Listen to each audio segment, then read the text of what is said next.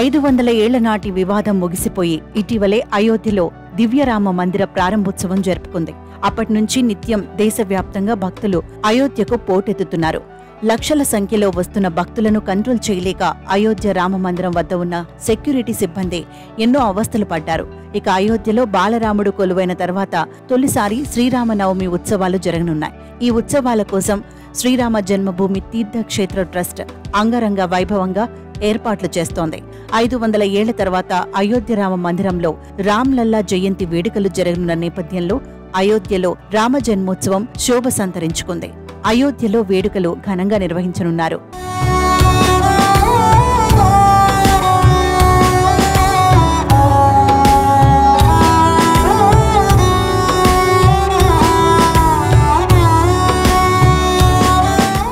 ఇప్పటికే అయోధ్య రామనవమి ఉత్సవాలు ప్రారంభమయ్యాయి.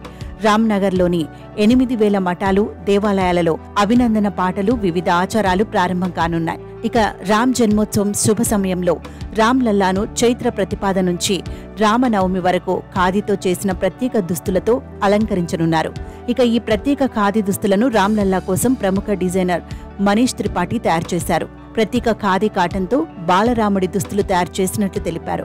ఆ దుస్తులపై చేతితో బంగారం, వెండి ముద్రించినట్లు పేర్కొన్నారు. శ్రీరామనవమి ఉత్సవాల సందర్భంగా అయోధ్యకు భక్తులు పోటెత్తుతున్నారు. సోమవారం చైత్ర అమావాస్య సందర్భంగా 1,00,000 మంది భక్తులు సరయూ నదిలో స్నానాలు చేసి నాగేశ్వర్నాథ్ మహాదేవుణ్ణి దర్శించుకున్నట్లు ఆలయ అధికారులు తెలిపారు. మహిళలు పీపుల్ చెట్టుకు పూజలు చేసి తమ భర్తలు ఆయురారోగ్యాలతో జీవించాలని ప్రదక్షిణలు చేశారు. అనంతరం బాలరాముడు, హనుమాన్ గరిహి ఆలయాలను సందర్శించారు.